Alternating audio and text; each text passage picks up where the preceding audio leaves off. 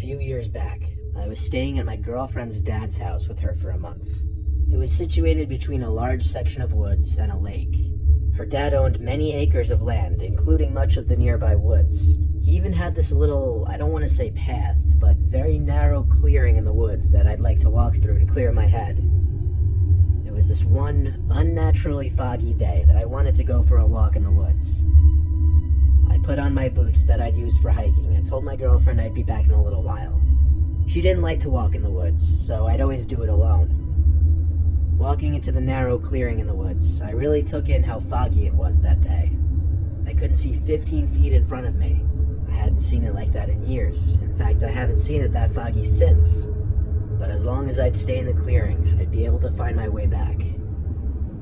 Walking through the clearing, I thought I could hear my footsteps being mirrored, as in synchronized with someone else's steps. So I stopped and listened. This was private property. Nobody should be here except for me.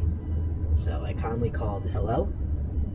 When I didn't hear any calls back or footsteps, I felt it was safe to continue walking. The woods had a very eerie vibe with the thick clouds of fog floating through the trees.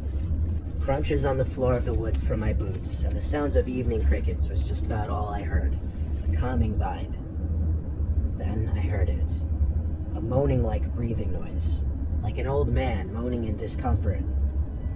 This time I knew I wasn't alone. It sounded like someone was hurt.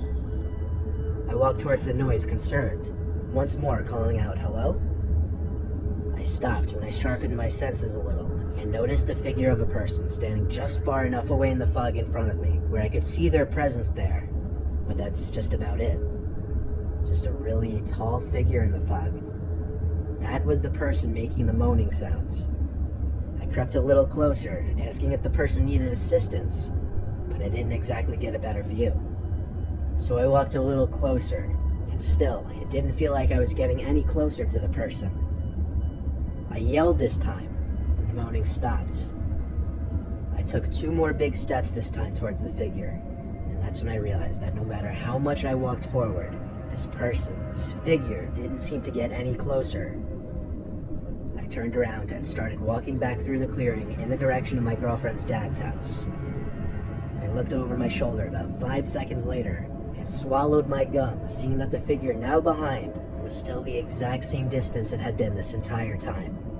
I started running, heart racing, running short on breath rather quickly.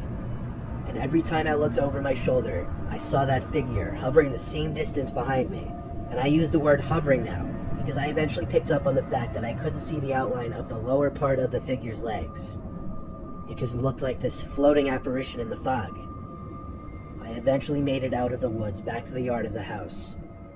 I took one last look at the tree line while it was still in sight through the fog, and I saw the person, figure, apparition, whatever I should call it, right by the tree line. I burst in through the back door of the house, slammed it shut out of breath. When my girlfriend, her dad, and her brother came in response to my noise, I pointed out into the fog at the tree line, telling them someone or something was following me in the woods, no matter how fast I ran. Her dad put on his shoes and went outside with me real quick. I pointed to where I last saw the figure in the woods, and it was gone. He patted my shoulder and told me I had nothing to worry about. With he and I being 2 6-foot dudes, and with the 2 dogs in the house, no one would be breaking in here. I laughed and pretended for a second as if I wasn't mentally scarred for life from what just happened. I'm not one to believe in ghosts or anything of that nature, but this was definitely the closest thing to paranormal I'd ever experienced. It still sends shivers up my spine to this day.